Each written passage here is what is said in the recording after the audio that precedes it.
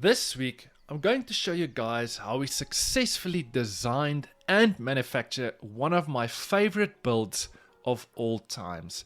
And with a few simple tips and tricks down the line, hopefully by the end of this video, you will also be able to build an epoxy table successfully. It's obviously not that simple, but we are going to give you our most valuable insight of designing and manufacturing epoxy tables successfully.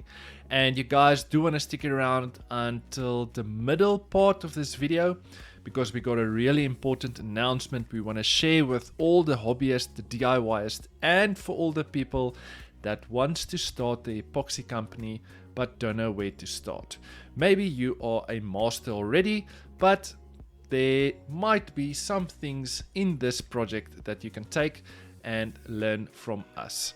We are also continuously always seeking new methods, new techniques, speaking to new suppliers internationally, and see how we can better our methods and techniques of building epoxy tables. I honestly think that there's always room for improvement, and I currently think that the methods we are currently using is the absolute best.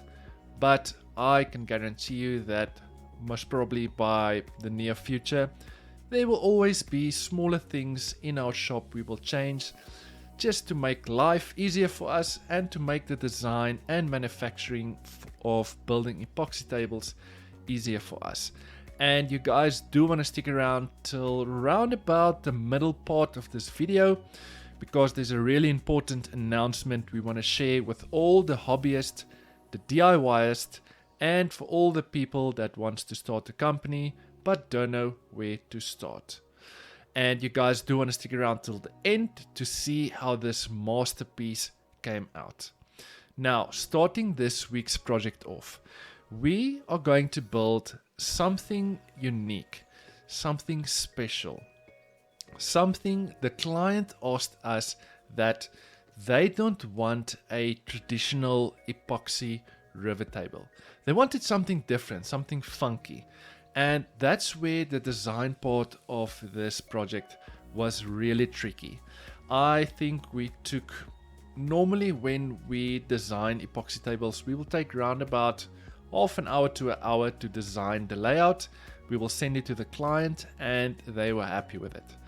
With this specific project, we took almost, I would say, estimate around about 3 hours just to design this table. And I honestly do have to say that this table came out absolutely stunning.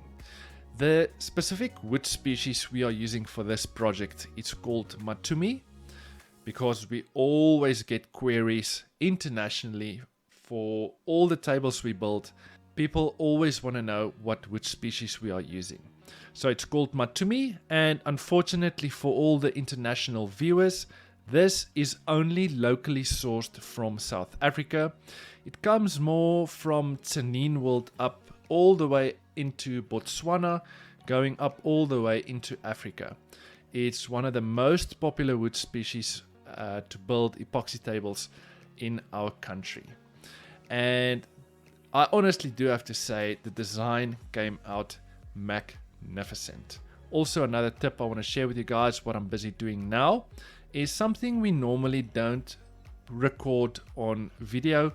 And before you're going to place your slabs into the mold, always make sure to airbrush them to remove all the dust particles from your slab. Also, remember to wipe your wood off, because there will always be smaller dust particles that you need to remove before you're going to cast your epoxy. Now we're just busy placing all our pieces of wood into our mold we just built. And I know I'm most probably going to get some critics for this step, but we found in removing all the dust particles before we're going to cast our epoxy, we just use a leaf blower, because there's enormous amount of air that comes out that goes into all the small little cracks and holes that will remove the last dust particles. Now I'm just busy calculating the amount of epoxy we're going to use, and this was a really tricky calculation because there was a lot of bends, twists and turns, height differences, but at the end it's not that difficult of a calculation to make. It's really simple if you don't complicate things too much. It's a simple calculation of length times width times height, and I will go more into detail on this in the center of this video, where I'm going to do some more explanation on a epoxy masterclass we are presenting for people that wants to start building epoxy tables. Now I'm just busy mixing my part A resin and my part B hardener together, and it's quite critical to get your ratios absolutely 100%. You don't want a mistake at this part. Another tip I want to share with you guys is in mixing your colors. The specific client asked for a transparent blue color, and it's quite critical in each batch of epoxy you're mixing that you add the exact same amount of drops in to have consistent color scheme. Now I'm just busy testing out our new tool in our shop, and that is a vacuum chamber. And I honestly do have to say that this changed the way we build tables. This method is literally removing all the air bubbles from your epoxy. It was quite expensive, but definitely an investment for our company. Now, busy casting the epoxy, you will see as we cast more layers after one another, you will see the colors will become darker on the blue. And another tip I want to share with you guys, in when you're going to pour your epoxy, pour it on a ridge, on an edge of your table. This will prevent more air bubbles from coming out. And another tip I want to share with you guys is that when you're casting your epoxy, cast it slowly. And as you can see, my live edges on my slabs are not sealed. Now, the way we previously done it in the past is we would seal our live edges with epoxy. We will wait for it to dry. Then we will come and scuff it and sand it up. So when we're going to cast our epoxy, that the new epoxy we're casting will bond to the edge of our slab. But we stopped using that method, because if you think about it logically, we want the epoxy to penetrate into the wood. And thus is why we are using this method I'm currently using. We are using a deep casting epoxy, which means I can literally cast the full depth of this table in one go. But we still prefer to cast our epoxy in layers, which takes us round about 5 to 6 days. It's winter now, so it will take round about 6 days because the epoxy takes longer to cure. And this is a massive tip I want to share with you guys in casting the next layer. As you can see, the layer I'm busy tapping now is tacky. It's like a toffee, but it's still not a liquid form.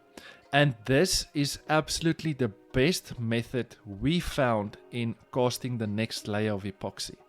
Instead of waiting for that layer to dry and sand it and then cast your next layer, we will wait for the perfect timing once the layer you just casted becomes tacky, that you cast your next layer. That bond between the two layers are absolutely the best bond you will ever get. So there's something I want to share with you guys, in something we've been working extremely hard on. And that is by compiling a complete epoxy online masterclass. We get so much queries internationally of all the methods we're using. People keeps on asking us sanding methods, polishing methods, everything regarding how to build an epoxy table successfully. So we took the liberty in designing and filming a full 3-hour online course, which you can watch in your own time, exactly how we manufacture and design epoxy tables. In this class, we are literally taking you by the hand and showing you from start to finish every single thing you need to know to build an epoxy table successfully. The course is 3 hours long. I am going to leave a link down in the description of this video where you can go to our website and where you can purchase this online epoxy masterclass.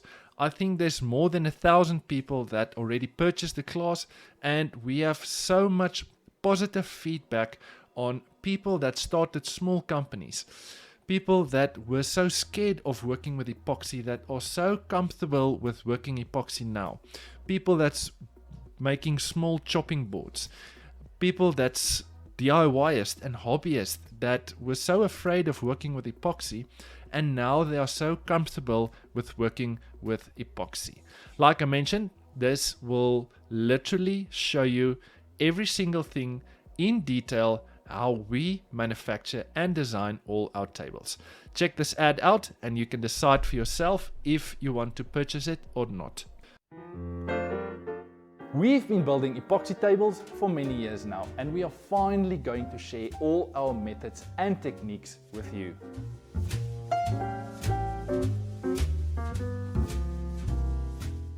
My name is Greg, and I am going to show you how to build the perfect epoxy table. I'm going to show you all the tools you need, exactly how to use them, and show you some tips and tricks down the line. Everyone thinks you need to cast your second layer of epoxy once your first layer has set. That's not true. You need to cast your second layer of epoxy once your first layer has become tacky.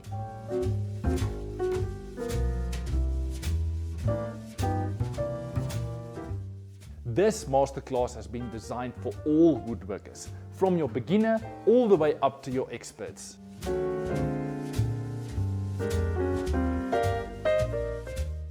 Click on this video or in the description down below for more information.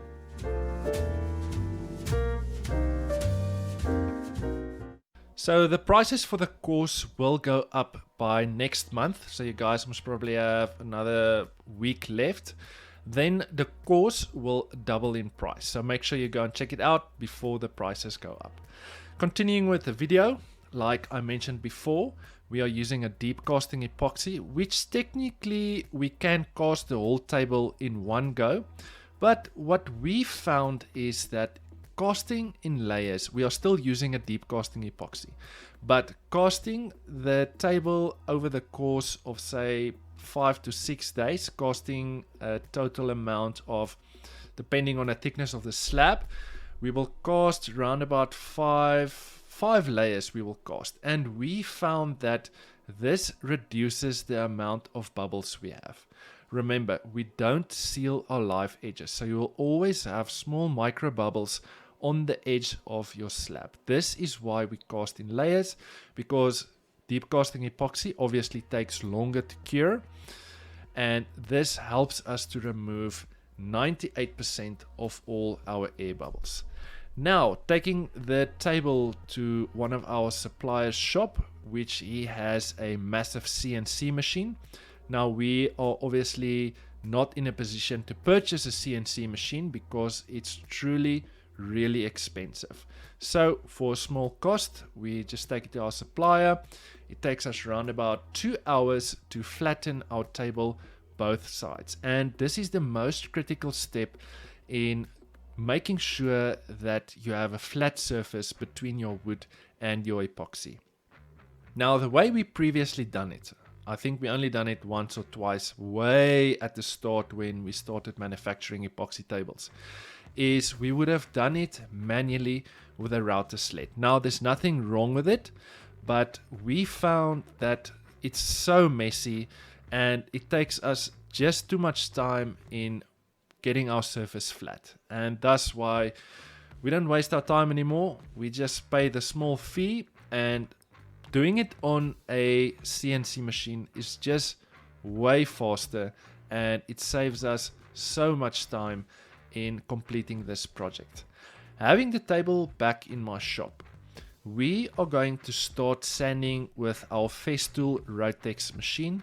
in the Rotex setting. Now the Rotex setting is like a belt sander setting, but it's not as aggressive as a belt sander.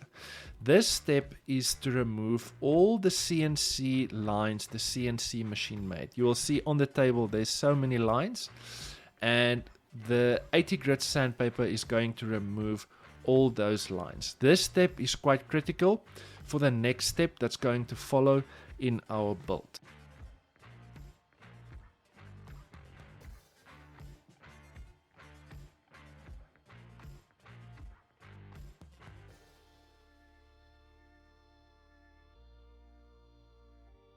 So once we completed sanding our complete surface of our table, you will see there's obviously still some lines only on the epoxy sections. On the wood sections, it's totally flat. There's no CNC marks. You have to come with your airbrush and remove all the last dust particles in all the small little cracks and holes. Then we're going to mix a separate small batch of epoxy, because 90% of all the slabs we receive from the kiln dry is really dry. I would say it's around about 10% in moisture, and this means that there's a lot of cracks that occurs in the wood, and we obviously have to close this. Now this is where the next step is quite crucial, because you do want to close all that small little cracks and holes and imperfection on the top and the bottom of your table. It's quite critical to finish the bottom of your table exactly the same as your top of the table, because the client obviously pays premium prices for the table, and you don't want to give him something that you haven't done in a perfect way. So this step is number one, to close all the small little cracks and holes. And I'm putting a very thick coat of epoxy on, because I want the coat of epoxy to penetrate into the wood. This is also going to help to seal the wood long term if the wood decides to shrink or expand in different climate situations where the table is going to be. We haven't done this step previously, but we found this seals the wood, and it's definitely going to prevent the wood from moving if there's a very thin layer that's going to penetrate into the wood. And you will see once you're going to apply your layer of epoxy over the complete surface of your table, you will continuously have to come back and close the small little cracks and holes, because the epoxy is going to penetrate into that crack, and then you're going to have to come and fill that crack afterwards. And so for the holes as well. This is quite crucial in your build to get the perfect surface and to get the perfect finish at the end of your project.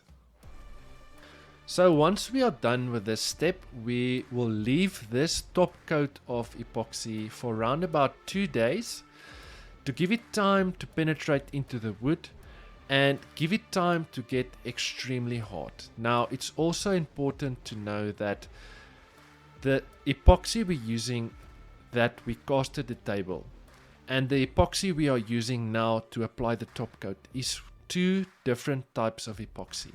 If you are going to use deep casting epoxy for this top coat I'm applying now, you are most probably gonna wait 3 to 5 days for that epoxy to cure, because deep casting epoxy is not designed to be casted in a thin layer. It's designed to be casted in a thick layer. That is quite crucial. And as you can see, I am busy closing all the small little cracks and holes, because the epoxy keeps on going into the cracks, and this is quite an irritating step, and you have to start this in the morning, because you're continuously going to come back and fill that crack. Otherwise, if you're going to do it just before you go home, you'll come back the next day and you will find that that crack is still open. And it's also quite crucial to come with your gas torch and torch all the small little bubbles that will occur once you're going to apply this thin layer of epoxy over your wooden section of your table.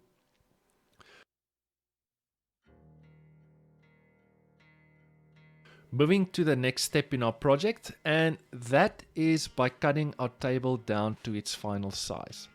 Another tip I want to share with you guys in when you're designing and building your table, always build it slightly bigger lengthwise and widthwise, because you don't want to build a 2.4 meter table and then you're gonna have to cut it down slightly. This is dumb if you ask me. So once you cut your first line on the longer edge of your table, we will take that measurement and copy it to the other side to make sure that the two longer sides of our table is exactly parallel. And then after, we will come and square the smaller edges of our table off with a square. This is quite crucial. Don't start with your smaller edges of your table. Always start with the longer edges. We found that previously we done a table and we started cutting the shorter edges of our table and we struggled to get the table square. So start with the longer edges of your table. And for this step, I am using my HK85 track saw. And as you can see, I must probably got like 10 to 15 more left on the thickness of my table, which meaning my table was a total of 60 millimeters thick. Moving to the next part in our project, and that was to mark for the steel base, to fasten threaded inserts from the underside. And this is also a crucial step. Don't use screws or anything to fasten your steel base to the underside of your table. Just use threaded inserts. It's really easy to insert them. You can buy this online. I think we literally only have 1 or 2 shops in South Africa that sells decent threaded inserts. Moving to the next part in our project, and that is by giving our table on top and at the bottom a small 45-degree chamfer. Now we really try to keep this chamfer as small as possible because we do want to keep the thickness of the table. We don't want to go and cut too bigger of chamfers because I feel it takes away from the thickness of the table. And another tip I want to share with you guys in when you're going to router your edges, sand your table up to 180 grit, then you come and give your table a chamfered edge, and then you continue sanding your table, because you will see the router will obviously make marks on the epoxy section of your table, and the bearing of the router will make a small little groove on the side of your table.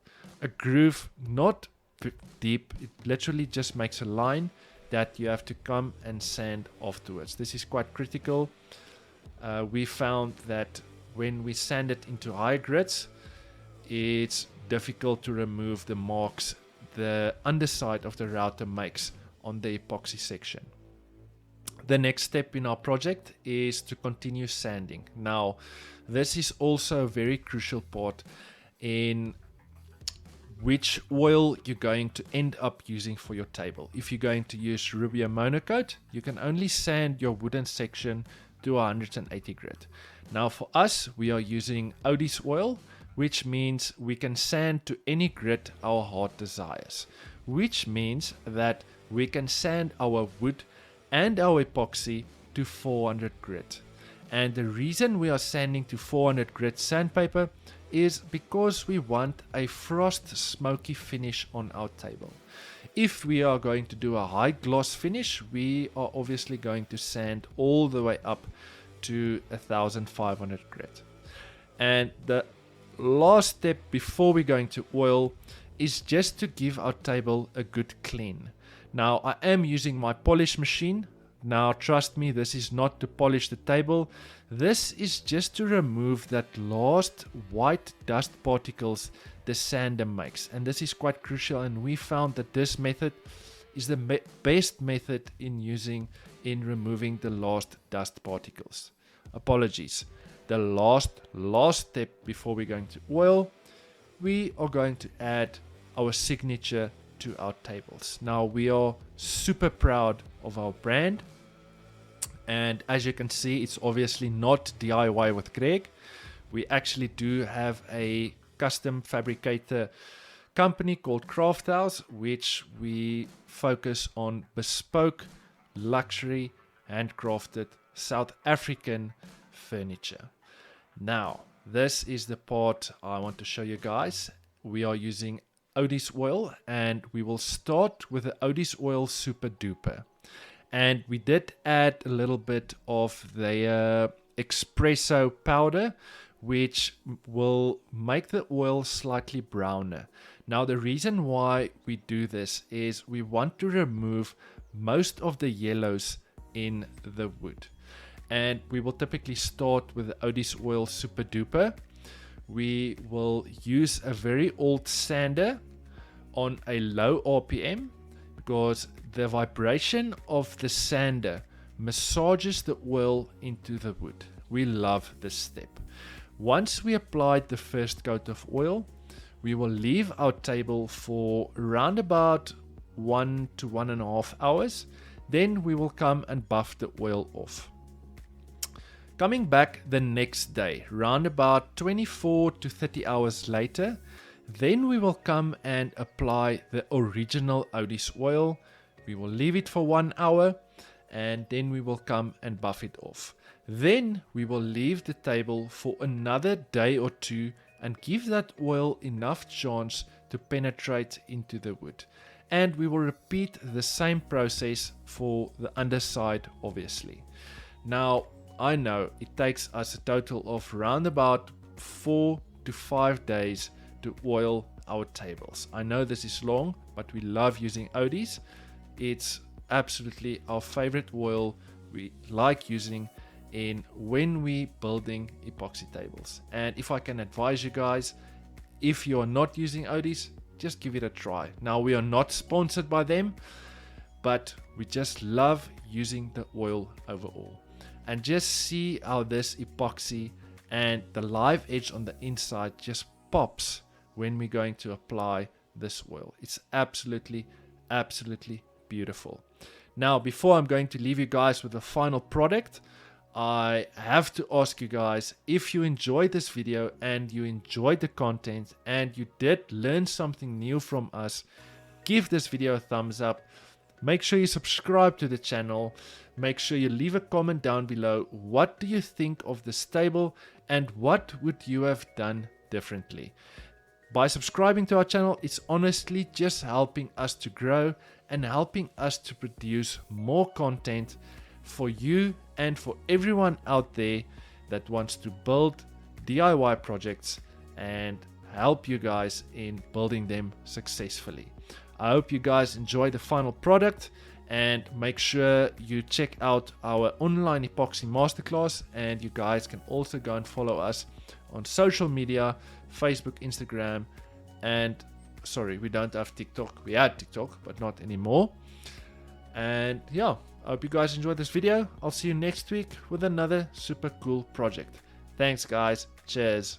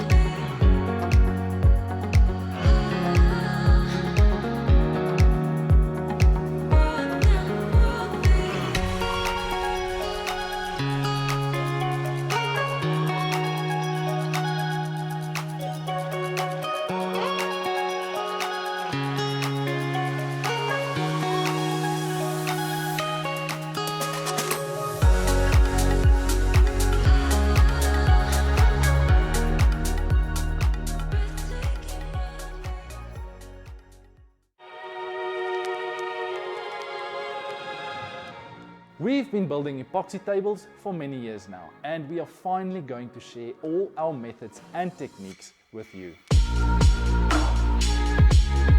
My name is Greg, and I am going to show you how to build the perfect epoxy table. I'm going to take you through the step-by-step methods we take in building epoxy tables on a daily basis. I'm going to show you all the tools you need, exactly how to use them, and throw in some tips and tricks down the line. This masterclass has been designed for all woodworkers, from your beginner all the way up to your experts. Everyone thinks you need to cast your second layer of epoxy once your first layer has set. That's not true. You need to cast your second layer of epoxy once your first layer has become tacky. Click on this video or in the description down below for more information.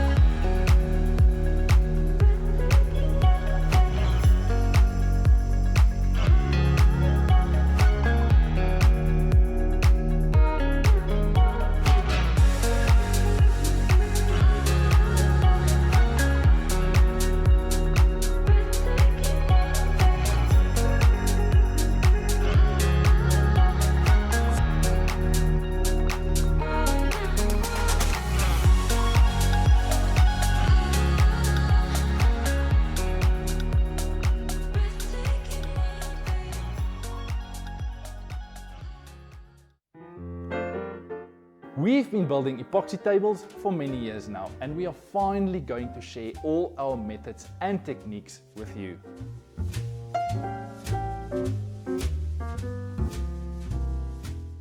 My name is Greg, and I am going to show you how to build the perfect epoxy table. I'm going to show you all the tools you need, exactly how to use them, and show you some tips and tricks down the line.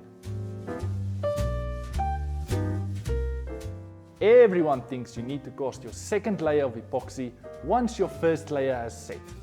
That's not true. You need to cast your second layer of epoxy once your first layer has become tacky.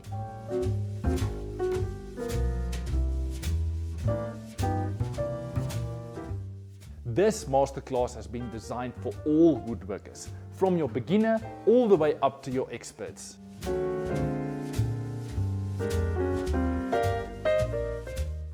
Click on this video or in the description down below for more information.